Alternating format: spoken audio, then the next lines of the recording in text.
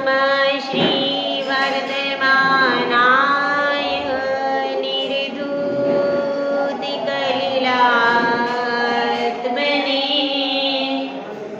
सालोकानां त्रिलोकानां यदि विद्या दर्पणायते यदि विद्या दर्पणायते। पंच परमेश्वरी भगवान की जय। परम पूज्याचे श्री समंतभद्र स्वामी की जय। परम पूज्याचे श्री आदि सागर जी महाराज की जय। परम पूज्याचे श्री महावीर महाराज की जय। परम पूज्याचे श्री विमल सागर महाराज की जय। परम पूज्याचे श्री तपस्वी सम्राट सन्मति सागर महाराज की जय। परम पूज्याचे श्री सुंदर सागर महाराज की जय। अहिंसा महेश्वर धर्म की जय। निर्वाणी माता की जय। माता की जय। संघ की जय। हम सब यहाँ आचार्य समंतभद्र स्वामी विरचित रत्नकरण शाखाचार का स्वाध्याय कर रहे हैं।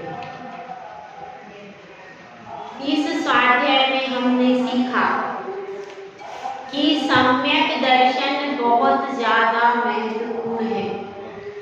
सम्यक दर्शन आगे चलता है और ज्ञान और चारित्र उसके पीछे चलते हैं।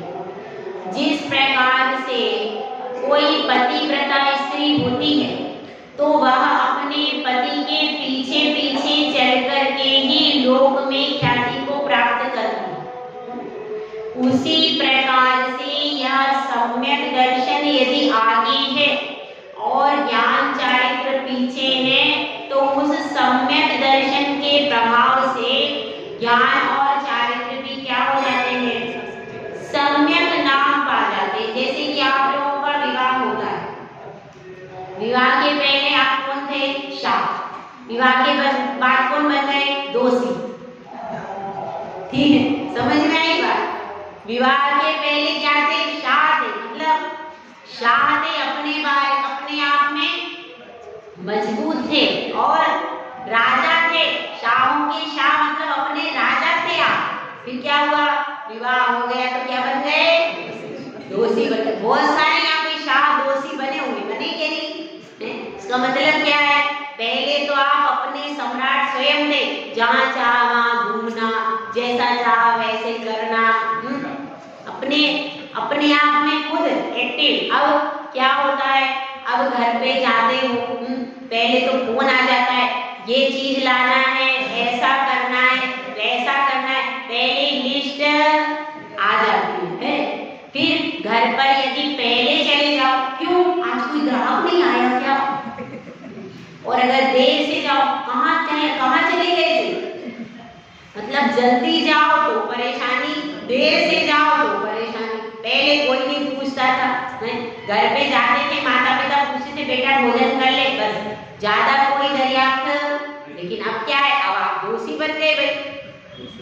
अब दोषी बने हो तो उसका फल तो भोगना पड़ेगा, क्योंकि कार्य आपने दोषपूर्ण कर लिया। तो अब क्या होगा, अब आप गले में घंटी बज गई तो जहाँ जाओगे वो घंटी तो बजना ही बजना, बिना बजे कैसी रहेगी। अब आपने खुद अपने हाथ से बांध ली, अच्छी लग रही है, सोने की है, चांदी की है, सुंदर है, बांध लो। बांध ली तो आप दोषी बन गए और आपकी फिर परेशानी हो रही। तो अब क्या समझना है अपने को, 5 अनुव्रत को धारण करता है। कौन करता है, 8 वर्ष में बालक को मंदिर ले जाते हैं, यज्ञोपवीत संस्कार करवाते हैं और क्या करते हैं, उसका मुंडन भी होता था। पहले मुंडन होता था, जनेऊ संस्कार होता था, और उसके बाद उसको क्या करते थे, पंच अनुव्रत दिए जाते थे। पंच अनुव्रत, अष्टमूल गुण आदि सारे नियम उसको विधिवत प्रदान किए जाते थे। तो यह किसका स्वरूप बताया जा रहा है, चतुर्थ गुणस्थानवर्ती सामान्य सम्यक दृष्टि का स्वरूप इसमें बताया जा रहा है। तो अब अनुव्रतों का व्याख्यान हो गया। अब इसके बाद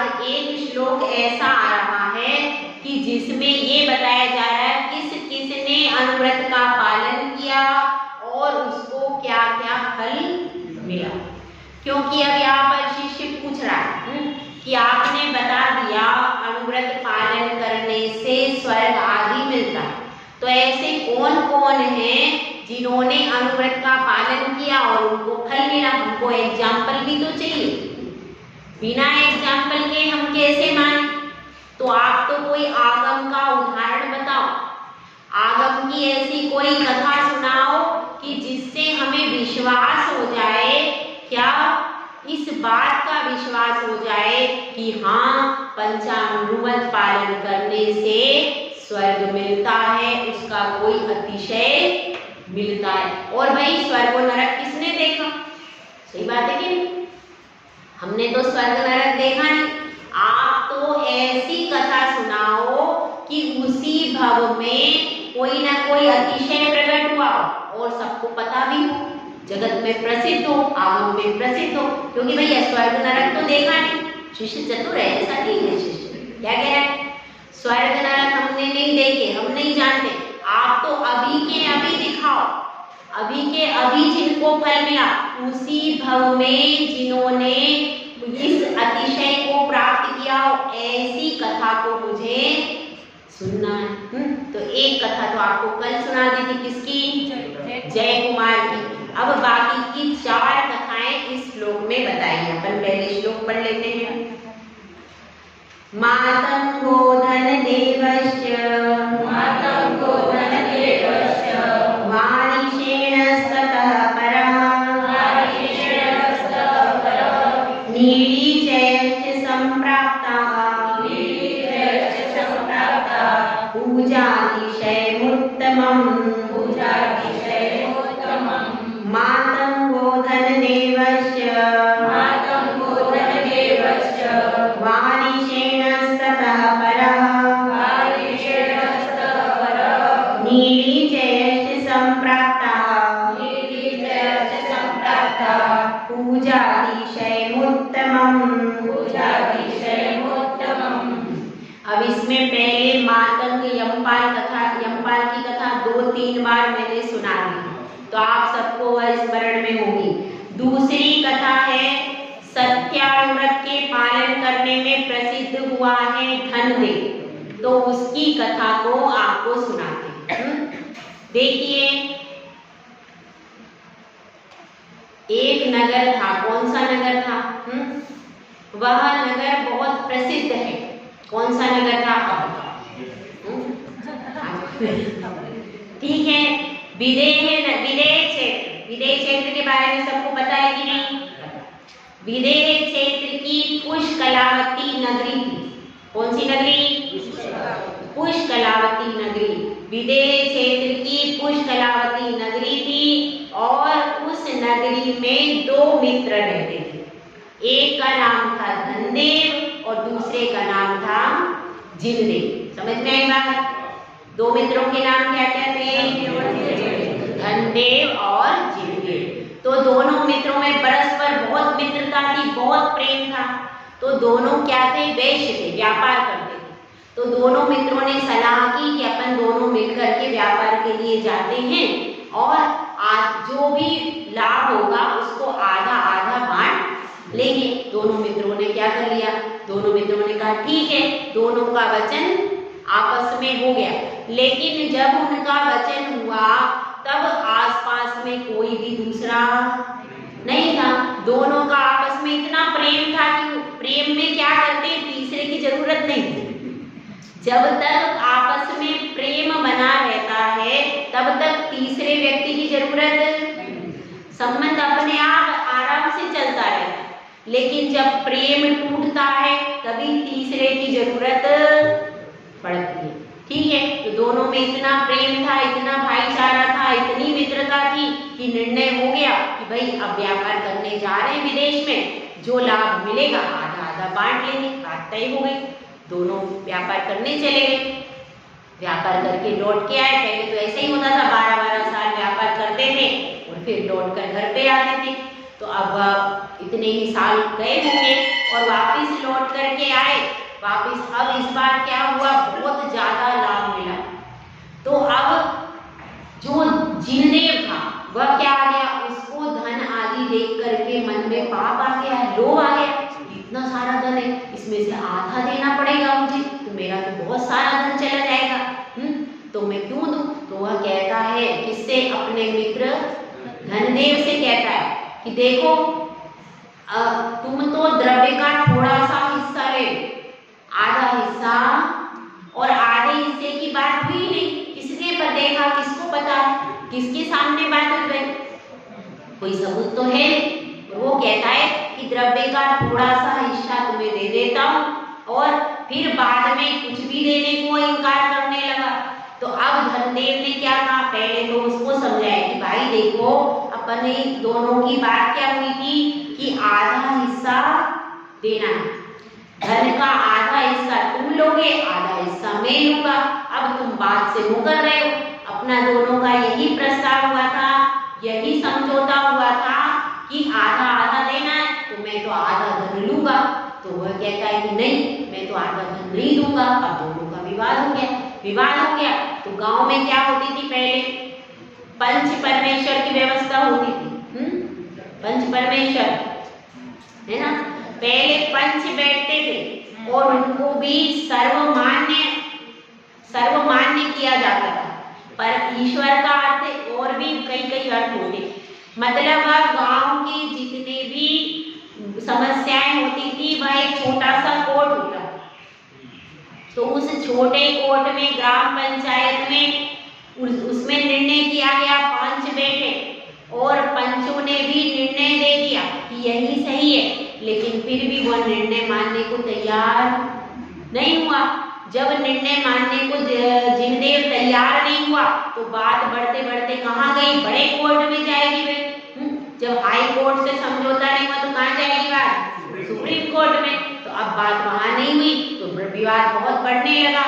तो फिर किसने धनदेव ने राज दरबार में गया, राज दरबार में जाकर के राजा के पास क्या किया, राजा के पास कंप्लेन की कि ऐसी ऐसी समस्या है।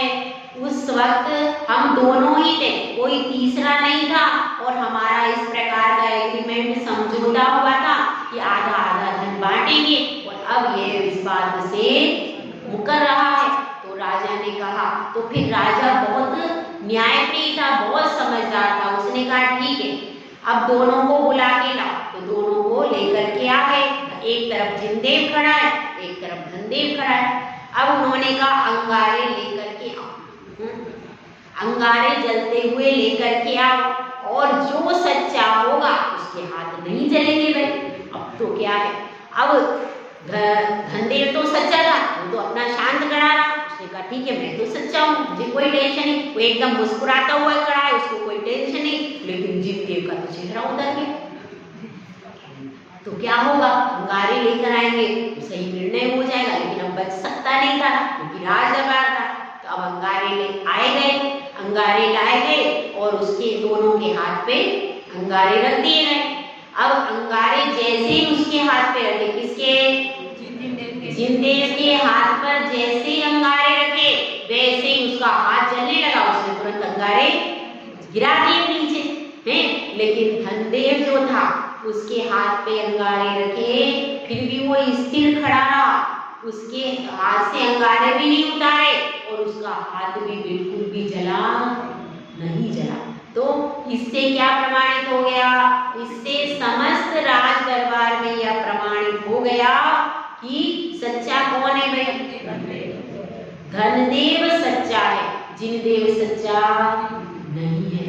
और फिर राजा ने कहा कि भाई जो ये तो जिनदेव झूठा है, इसलिए सारा धन यहाँ पर राजकोष में लाया जाए। पूरा धन कहाँ लाया गया, राजकोष में लाया गया। और राजा ने धनदेव की सच्चाई देख करके पूरा धन धनदेव को दे दिया। तो धनदेव ने कहा कि नहीं, मेरा तो क्या है, सत्यानुव्रत है और मैं तो उतना ही धन लूंगा। मैंने क्या कहा था, आधा धन लूंगा, तो मैंने सत्य बोला है, तो सत्यानुव्रत के अनुसार मैं आधे से एक पाई के ऊपर इसका आधा विभाजन करके आप मुझे दे दीजिए, और जैसा हुआ था कि आधा धन किसको मिलना चाहिए, जिनदेव को मिलना चाहिए। तो ये इसका आधा धन जिनदेव को दे दीजिए, क्योंकि व्यापार में दोनों ने मेहनत की। तो राजा को और भी ज्यादा प्रसन्न हुआ कि देखो यह न्यायप्रिय भी है और सत्यप्रिय भी है। इसने इसके दोस्त ने इसके साथ कैसा भी व्यवहार किया, लेकिन इसने उसके साथ खोटा व्यवहार, क्योंकि सज्जन पुरुषों की विशेषता होती है। क्या विशेषता होती है कि भले ही दुर्जन उसके साथ कैसा भी खोटा व्यवहार करे, लेकिन सज्जन पुरुष दुर्जन के साथ खोटा व्यवहार नहीं करते। तो इस प्रकार से धनदेव का सत्य प्रमाणित हो गया। और कहाँ प्रमाणित हुआ? यहीं पर हुआ, कहीं बाहर स्वर्ग में प्रमाणित नहीं हुआ, यहीं पर उसके हाथ सुरक्षित रहे। इस बात से प्रमाणित हो गया कि वो सत्य बोलने वाला है। तो जो सत्य बोलता है उसकी रक्षा होती है और उसी का अतिशय होता है। और समाज में, देश में, राष्ट्र में, राजा में, सभी जगह उसका सम्मान होता है। मगर उसके पास धैर्य होना चाहिए। धैर्य होता है तो इस भाव में हो या अगले भाव में, जीत हमेशा सत्य की ही होगी। ये बिल्कुल सिद्धांत है, यह सिद्धांत है। जीत सत्य की ही होती है और झूठ के पांव नहीं होते। वो तो हवा में उड़ता है, उसके पैर होते नहीं हैं, तो कभी भी बैठ जाता है, कभी भी ध्वस्त हो जाता है। और झूठ के, सत्य के पांव होते हैं तो वो टिका रहता है, झूठ टिका नहीं रह सकता। इसलिए तो सत्यानुव्रत का पालन करना चाहिए। इस कथा से हमें यही शिक्षा मिलती है। और एक दूसरी कथा आती है। दूसरी कथा किसकी है? वारिशेन कुमार की कथा है। उस कथा को भी सुनिए। आज आपका कथा सेशन है, स्टोरी सेशन है, आज कथा ही कथा सुनना है। तो दूसरी कथा है इसकी, वारिशेन कुमार। वारिशेन कुमार कैसे थे? वे राजगृही में रानी चेलना के पुत्र थे। राजा श्रेणी और रानी चेलना के पुत्र कौन थे? वारिशेन कुमार। तो उनकी कथा किस प्रकार की है कि एक विद्युत चोर था। विद्युत चोर था और वह एक नगर वधू के पास में जाता था। उस नगर वधू का नाम था मगध सुंदरी। उसने कीर्ति सेठानी, वह कहीं उत्सव में गई, क्योंकि पहले क्या होता था, कहीं विवाह आदि उत्सव होता था तो नृत्यांगनों को बुलाया जाता था, नृत्यांगना को नृत्य के लिए बुलाया। कहीं वह नृत्य उत्सव के लिए गई और वहां पर उसने कीर्ति सेठानी का रत्नहार देखा। तो वह उसको इतना अच्छा लगा और जब रात में उसके पास विद्युत चोर आता है तो वह कहती है कि जब तक तुम मुझे कीर्ति सेठानी का हार ला करके नहीं दोगे तब तक मेरा श्रृंगार व्यर्थ है, तो तुम मुझे वह हार ला करके दो। तो क्या कहता विद्युत चोर कि मैं कैसे भी करके वह हार लेकर के आऊंगा। अब वह कीर्ति सेठानी के वहां पर जाता है और वहां पर जाकर के उसका हार भी निकाल लेता है। हार निकाल करके वह लेकर के जाता है, लेकिन रत्नहार था, बहुत कीमती था और उसकी रोशनी भी ज्यादा थी। तो रोशनी को देख करके जो उसके पीछे सैनिक थे, महल के जो उसके सैनिक थे वो सब पीछे लग गए। अब आगे आगे चोर, पीछे पीछे सैनिक। चोर भागता जा रहा है, लेकिन अब क्या है, उसको लग रहा है कि मैं तो अब आगे भाग नहीं सकता, मेरी शक्ति खत्म हो गई और अब मैं पकड़ा जाऊंगा। तो क्या करना चाहिए? तो ये अगर मैं ये हार छोड़ दूं तो मुझे कोई जान नहीं पाएगा, इसलिए मुझे हार छोड़ना है। तो वह क्या करता है, फिर वह शमशान की तरफ पहुंचता है। और उस दिन चतुर्दशी की रात्रि थी। तो चतुर्दशी की रात्रि में कायो सर्ग में स्थित थे कौन? वारिशेन कुमार, जिनकी 32 रानियां थी। वे भी इतने धैर्यशाली थे कि शमशान में रात्रि में ध्यान कर रहे थे। अब इसने क्या किया, चोर ने सोचा मैं क्या करूं, तो वह शमशान में प्रवेश करके वह हार उसके पास डाल दिया। किसके पास? वारिशेन कुमार के पास, और खुद छिप गया, खुद झाड़ियों में छिप गया। अब इधर से पूरे सैनिक तुरंत आ गए, वो तो पीछे ही थे और तुरंत आ गए। तो उन्होंने चोर का तो मुख देखा ही नहीं था, उनको पता ही नहीं कौन है क्या है। तो जब उन्होंने देखा कि ये देखो, जहां से वस्तु की बरामदगी होती है उसी को चोर माना जाता है, यही लोक में कहावत है। तो उन्होंने ये तो देखा नहीं, ये ध्यान में बैठे हैं ये, उन्होंने पूरी घटना जा करके राजा श्रेणिक को सुना दी कि ऐसे ऐसे हार कहाँ से बरामद हुआ। उन्होंने पूछा तो उन्होंने बता दिया कि वारिशेन कुमार के पास से हार बरामद हुआ। राजा को बड़ा आश्चर्य होते, इतना यहाँ महलों में किस चीज की कमी है जो सेठानी का हार कोई चुराएगा। विश्वास उनको नहीं हुआ कि इसमें कुछ ना कुछ गलती तो है, क्योंकि कोई राजकुमार, उसके राज खजाने में कितने हार होंगे, कितने रत्न होंगे, लेकिन वह ऐसा क्यों करेगा। लेकिन अब सैनिक क्या कह रहे हैं, सैनिकों ने कहा कि यह हार हमें वारिशेन कुमार के पास से मिला। तो अब क्या करें, सामने सबूत है और वारिशेन कुमार उस दिन महल में भी नहीं थे। अगर वो महल में होते, सही बात है, अगर वो महल के अंदर होते तो फिर प्रमाण मिल जाता कि वो भी, उसकी रानियां कहते थे कि नहीं हमारे पास थे, यहाँ थे, तो भी वो निर्दोष साबित हो जाते। अब वो एक तो महल से बाहर थे और फिर पता नहीं, तो फिर तुरंत संदेह उनके ऊपर जा रहा है। और यदि मैं आज ये न्याय नहीं करता हूँ तो फिर कल से क्या हो जाएगा, कल से जिसके पास चोरी का माल बरामद होगा उसको चोर घोषित करना मुश्किल हो जाएगा। तो क्या करा जाए, तो फिर इसको दंड ही दे दिया जाए। तो वो क्या करते हैं, राजा श्रेणिक फिर कह देते हैं कि इसने चोरी की है, उसको पहले मृत्युदंड दिया जाए। तो इनको सूली की मृत्युदंड की सजा दे दी गई और सूली पर चढ़ाने के लिए जो बधिक था वो लेकर के इनको चला। अब क्या हुआ, जैसे ही उन्होंने तलवार से प्रहार करना चाहा गर्दन पर, वह तलवार क्या हो गई, वह तलवार तो फूलों का हार बन के उनके गले में आ गई। जब यह अतिशय देखा तो सबने राजा के श्रेणिक के पास आकर के कहा कि ऐसी बात हुए। तो राजा श्रेणिक ने कहा, इसका मतलब है वारिशेन निर्दोष, और वे वारिशेन के पास आकर के क्षमा मांगने लगे कि हे पुत्र, हमें क्षमा कर दो, हमने बिना सोचे विचारे, बिना पता लगाए आपके ऊपर इतना बड़ा अपराध मढ़ दिया और हमसे गलती हो गई। फिर इतने में विद्युत चोर आ जाता है और वह कहता है, क्या कहता है, वह कहता है कि यह हार मैंने कीर्ति सेठानी के यहाँ से चुराया था, यह मैंने ही चुराया और इसके कारण आपने इनको निर्दोष को दंड दे दिया। वह भी अपनी पूरी बात कह देता है और कह देता है कि इसके लिए मुझे दंड दीजिए, लेकिन निरपराध राजकुमार को दंड मत दीजिए।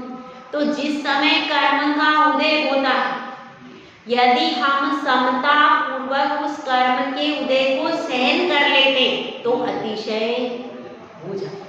अब देखिए, पहले नहीं हुआ अतिशय, पहले क्यों नहीं हुआ, पहले विद्युत चोर आ जाता और वो क्षमा मांग लेता, लेकिन उनका कर्म का उदय तो था, किसका, वारिशेन कुमार के कर्म का उदय था, तभी उनको सूली की सजा मिली। लेकिन उन्होंने उसको समता भाव से नमोकार मंत्र पढ़ते हुए सह लिया, तो क्या हुआ, उससे सारा कर्म कैसा हो गया, उपशम हो गया, अक्षय हो गया।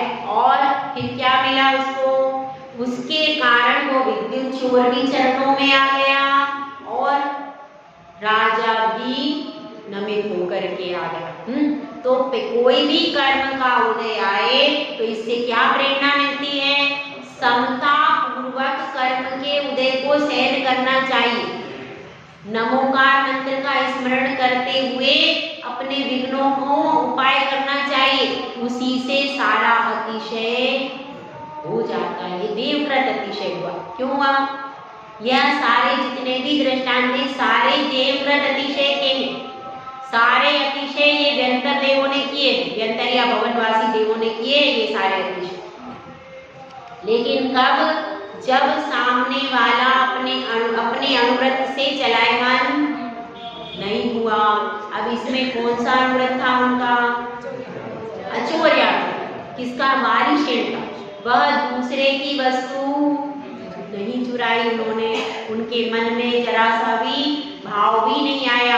इसके कारण वे अचौर्या व्रत में प्रसिद्ध हुए। अब तीसरी भी बहुत सुंदर कथा है। ठीक है, तीसरी कथा किसकी है? नीली की कथा है। उस कथा को भी आप सुन लीजिए। लाट देश में भृगुकच्छ नामक नगर है। कौन सा? यहीं पर भरत क्षेत्र, जिसको भरूच भी कहते हैं। लाट देश में कौन सा नगर है? भृगुकच्छपुर नगर है। और उसमें एक सेठ रहता था समुद्रदत्त नाम। उस समुद्रदत्त सेठ की एक ही पुत्री थी, इकलौती पुत्री थी, और उसका नाम था नील। वह बहुत ज्यादा सुंदर थी, बहुत रूपवान थी, और भी कई विद्या से भी युक्त थी, कला से भी युक्त, अनेक गुणों से अलंकृत थी। और कई प्रकार के लोग उसके विवाह का प्रस्ताव लेकर के आ रहे थे, क्योंकि जो कन्या सर्वगुण संपन्न होती है उसके लिए तो बहुत से राजकुमार आदि भी प्रस्ताव लेकर के आते हैं। तो कई सारे लोग उसके पास प्रस्ताव लेकर के आते हैं, लेकिन सेठ समुद्रदत्त कह देता है, मैं अपनी पुत्री जिन धर्म के अनुयायी को ही दूंगा, जो जिन धर्म का पालन नहीं करता उसको अपनी पुत्री नहीं दूंगा। तो अभी उसका विवाह उन्होंने इसीलिए रोक रखा था। जो जिन धर्म का अनुयायी मतलब अच्छे से अनुयायी, ऐसा नहीं है कि सामान्य, अच्छे से जिसको पूजा विधान आदि में विशेष रुचि हो, स्वाध्याय में रुचि हो, ऐसा कोई होगा उसको दूंगा। इस तरह से अब पुत्री युवा हो गई और वह भी पूजा विधान में प्रति समय रहती थी और धार्मिक क्रियाओं में ही अपना पूरा समय व्यतीत करती थी। एक दिन वह कायोत्सर्ग से स्थित थी, कायोत्सर्ग करते हुए बैठी थी, तो क्या हुआ? अचानक वहां पर सागरदत्त वेश का पुत्र आया, और उस पुत्र सागरदत्त उसका नाम था, पुत्र का नाम। वह सागरदत्त आया और सागरदत्त ने क्या देखा? सागरदत्त ने देखा किसको? उस नीली को देखा, और देख करके अपने मित्र से प्रश्न करता है। क्या प्रश्न करता है? कि हे मित्र, यह कोई स्वर्ग की अप्सरा है अथवा विद्याधर की कन्या है? यह कौन है?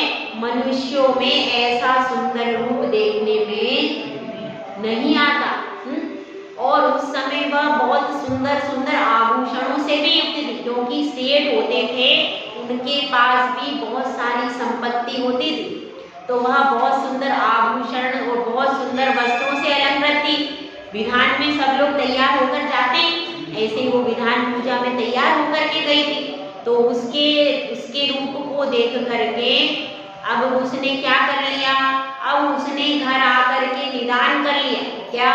कि मैं विवाह करूंगा तो इसी कन्या से करूंगा, दूसरी कन्या से विवाह नहीं करूंगा। अब उसका पिता बहुत परेशान हो गया। वह सेठ उसने कहा कि देखो भाई, हम तो बौद्ध धर्म पालते हैं, और नीली के पिता का तो क्या, नीली के पिता का यह नियम है कि यह कन्या किसको देना है? जिन धर्म के पालक को ही देना है। तो हमको वह कन्या कभी भी नहीं देगा। तो उसने क्या किया? सागरदत्त ने भोजन पानी ही छोड़ दिया। उसने कह दिया कि मैं तो अगर विवाह करूंगा तो इसी कन्या से करूंगा, नहीं तो विवाह। अब उसके जीवन की समस्या हो गई, उसके जीवन की समस्या हो गई। उसने अन्न जल छोड़ दिया। तो सब लोगों ने क्या निर्णय किया कि अब कोई निर्णय करना चाहिए। और फिर उसके पिता ने उसके पिता ने उसे समझाया। किसके पिता ने?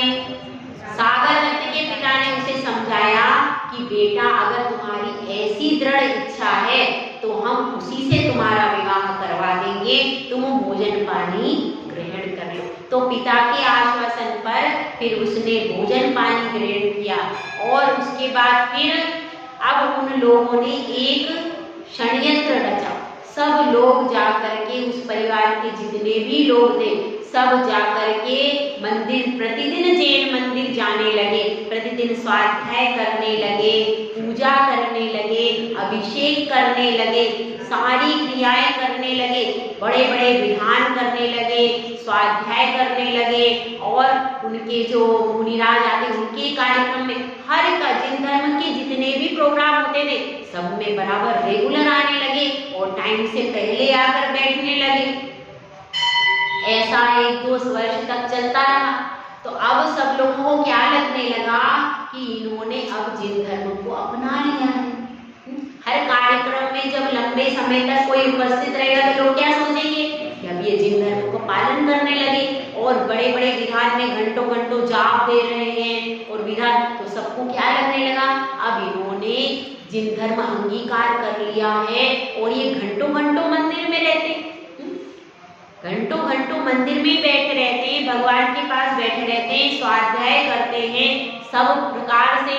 तो क्या हुआ? तो इसी प्रकार से नीली के पिता को भी विश्वास हो गया कि ये लोग कौन है, अब ये लोग जिन धर्म के अच्छे पालक हो गए हैं। तो ऐसा उनको भी विश्वास हो गया।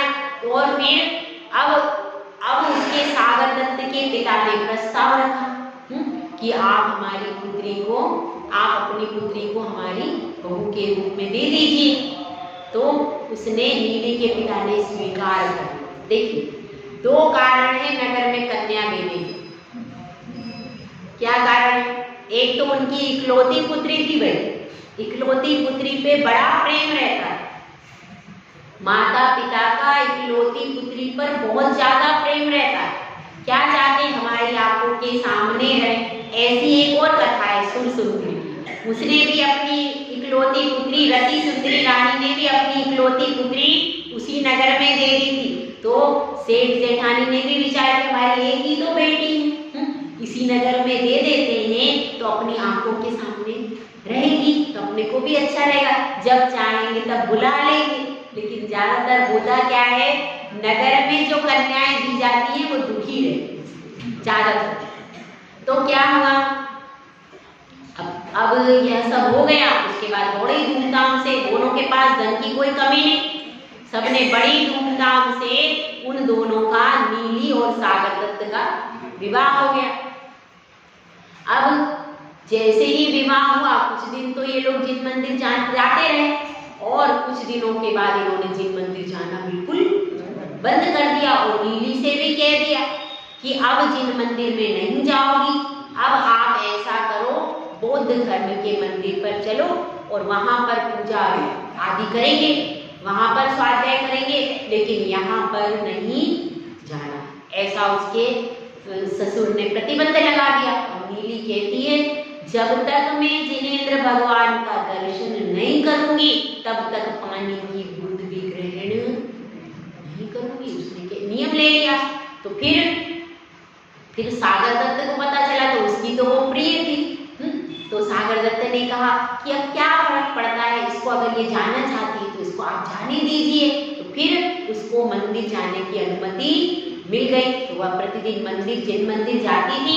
लेकिन अब परिवार वालों ने यह प्रतिबंध लगा दिया कि जिन मंदिर तो जाने देंगे, लेकिन इसके पिता के घर में यह नहीं जाएगी, अपने पिता के घर में नहीं जाएगी परिवार के, क्योंकि वहां जाएगी फिर क्या होगा, फिर वहां जाएगी तो वह जिन धर्म का पालन करेगी, लंबे समय तक रहेगी तो उसके संस्कार पड़ेंगे। इसलिए परिवार में जाना आना बंद करा दिया। उसने कहा कोई बात नहीं, मुझे भगवान जरूरी है, माता पिता नहीं भी मिले लेकिन भगवान ज्यादा जरूरी है। तो मेरे मंदिर जाने पर आप प्रतिबंध मत लगाओ। तो वह जिन मंदिर अपनी जाति पूजन करती, अपनी क्रिया उसको बराबर वह करती रही, बाकी के लोग कोई भी मंदिर में नहीं आते थे।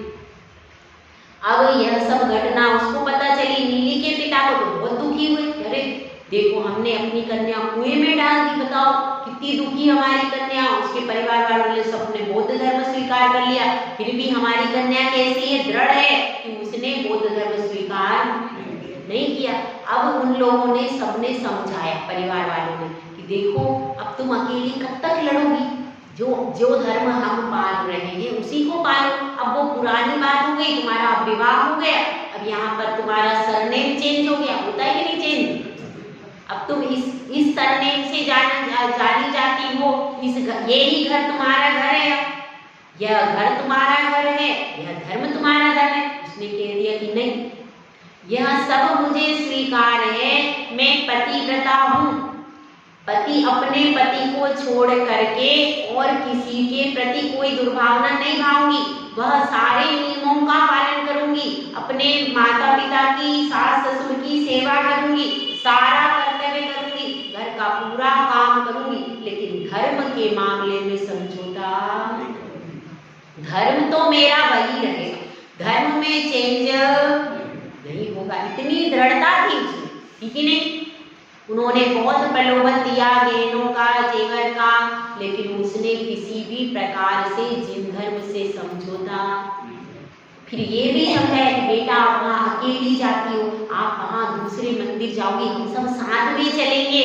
लेकिन उसने कहा कि जिन धर्म के साथ में मैं अकेली हूँ तो मुझे कोई परेशानी नहीं है, लेकिन अन्य धर्म के साथ में बहुत सारे हैं तो भी मुझे अन्य धर्म से प्रीति नहीं है, क्योंकि अगर तारने वाला कोई धर्म है, संसार समुद्र से उबारने वाला कोई धर्म है, तो कौन सा धर्म है?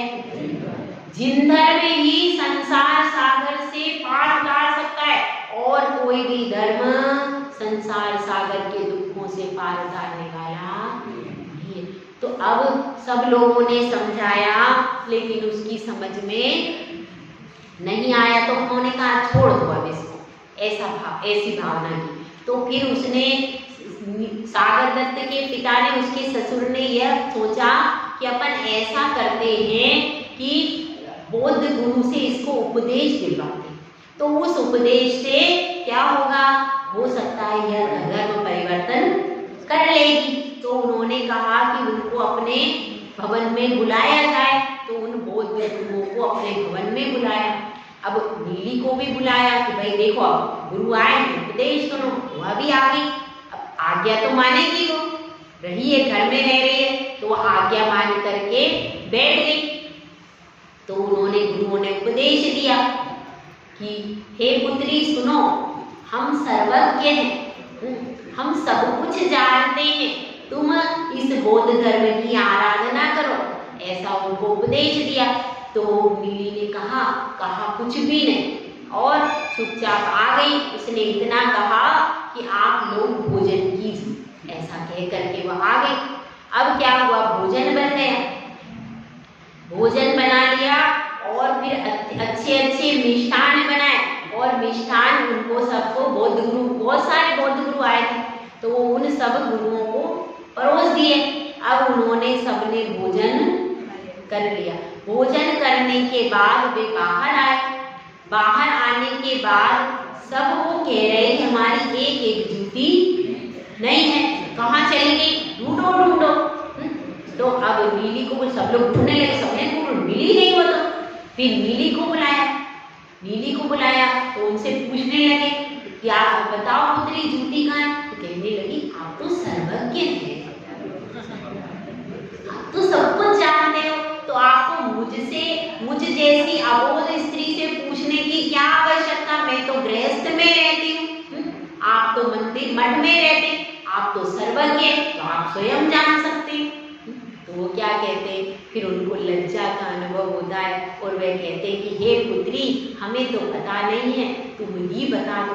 तो नीली फिर कहती है कि वह तो आपके ही पास है, आपकी वस्तु आपके पास ही है, मेरे पास नहीं है। तो आप भोजन, अब आप देख लीजिए, तो क्या होता है, उनके वो जब उल्टी वमन करते हैं तो उसमें उस जूती के कण दिख जाते हैं। तो वह यही कहती है कि मैं ऐसा कुछ भी नहीं करती, लेकिन आपने कहा कि आप सर्वज्ञ हैं, और सर्वज्ञ हैं इसके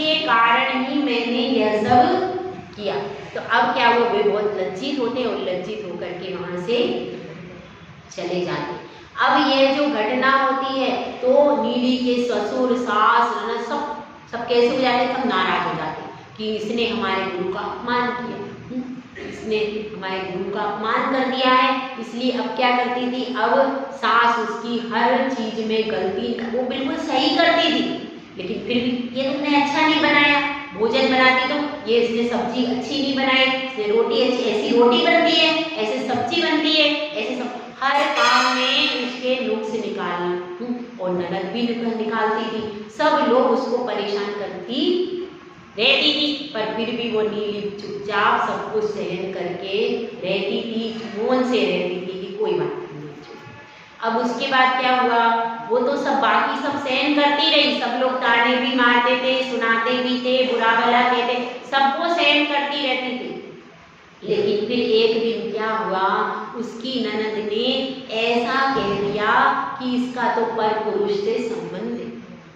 जब इतनी बड़ी बात कह दी तो नीली ने कहा, ये लोग जितना भी बोल रहे थे मैं चुपचाप सुन रही थी, कोई बात नहीं, लेकिन अब मेरे चरित्र पर ही बात आ गई तो अब मैं सहन नहीं कर सकती।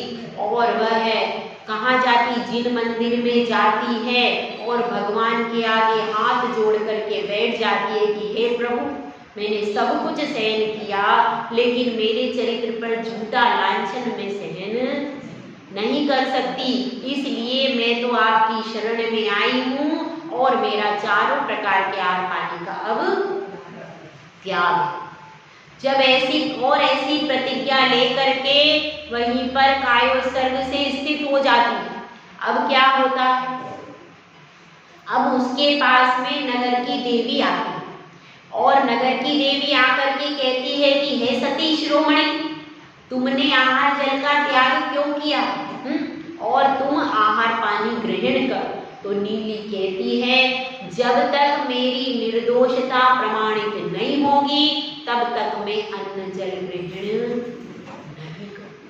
जब वह ऐसी प्रतिज्ञा सुन लेती है तो देवी जाकर के फिर उस राजा को स्वप्न देती है, और फिर नगर के सारे द्वार बंद हो जाते हैं। अब सवेरा होता है, राजा देखता है कि अरे सारे द्वार कीलित हो गए, और राजा को अपना स्वप्न याद आता है कि जो सती, जो शीलवान स्त्री इस द्वार को अपने पैर के अंगूठे से स्पर्श करेगी तभी ये द्वार खुलेगा, ऐसी भविष्यवाणी उसके स्वप्न में होगी। तो राजा क्या करता है, पूरे नगर की स्त्रियों को बुलवाता है और सबके पैर के अंगूठे से द्वार स्पर्श करता है, लेकिन कोई भी द्वार खुलता, अपनी रानियों को भी भेज देता है, लेकिन पूरे नगर की स्त्रियां चली जाती पर द्वार खुलता नहीं है।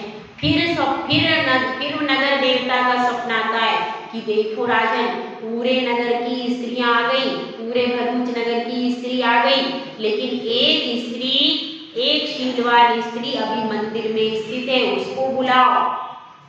फिर राजा क्या करता है, फिर राजा मंदिर में जाता है और फिर मंदिर से उसको लेकर के कहाँ लाते हैं, उसको उस द्वार के पास लाते हैं, और जैसे ही वो पैर के अंगूठे का स्पर्श करती है नीली, वैसे ही द्वार खुल जाते हैं, वैसे ही सब द्वार नगर के खुल जाते हैं और नीली शीलवती है यह प्रमाणित हो जाता है। जब शील का ऐसा चमत्कार होता है तो इस चमत्कार को देख करके उसके ससुर ननद आदि सब क्या करते, जिन धर्म को अंगीकार कर लेते हैं, और जिन धर्म की बहुत प्रभावना होती है, राजा भी उसका सम्मान करता है, यह शीलवती है, इसके बारे में कोई भी अपवाद नहीं करना। राजा की तरफ से भी उसका सम्मान होता है, और जब राजा की तरफ से सम्मान होता है, सब तरफ जिन धर्म की जय जयकार होती है, तो वे सब भी प्रभावित होकर के सब जैन धर्म को अंगीकार कर लेते हैं। तो जब परीक्षा में आप सफल होते हैं तभी नंबर मिलते हैं, ऐसे नहीं मिल जाते। परीक्षा में हम नहीं बैठते, उस उधर की छूट इधर की छूट, तो क्या होगा? तो फिर आपको फल की भी छूट हो जाती है। इसलिए जो लोग दृढ़ता से नियम का पालन करते हैं, फिर उसके अतिशय से उनका सब कुछ अच्छा बन जाता है। तो ये सब कहानियां अपने को अपन ने सुनी है। यह किसकी कहानियां हैं? यह सब ऐसी कहानियां हैं कि जिनका यहीं पर चमत्कार हुआ। इसी भव में देवताओं द्वारा चमत्कार किए गए, इतना उनकी दृढ़ता थी। और अपन ने रेन मंजूषा की कहानी भी सुनी है कि नहीं? उसके भी शील व्रत के प्रभाव से नगर देवता जल देवता ने क्या किया था? उसके शील की रक्षा की थी। ऐसी कई कई कथाएं कि इसी जीवन में उन सब की रक्षा हुई और सामने अतिशय प्रकट हुआ। सीता का भी यही प्रकट हुआ कि नहीं? तो ऐसे उदाहरण स्वर्ग में तो जब हमको फल मिलेगा वो तो अलग है, इसी भव में अनुव्रत का पालन करने से ऐसे ऐसे अतिशय हुए। तो इन सब से अपने को क्या प्रेरणा मिलती है? क्या प्रेरणा मिलती है? कि हमको पंचानुव्रत को ग्रहण करना चाहिए कि नहीं? पंचानुव्रत का निरतिचार पालन करना चाहिए और कितनी भी कठिन से कठिन परिस्थिति आ जाए फिर भी अपने अनुव्रत को छोड़ना नहीं चाहिए।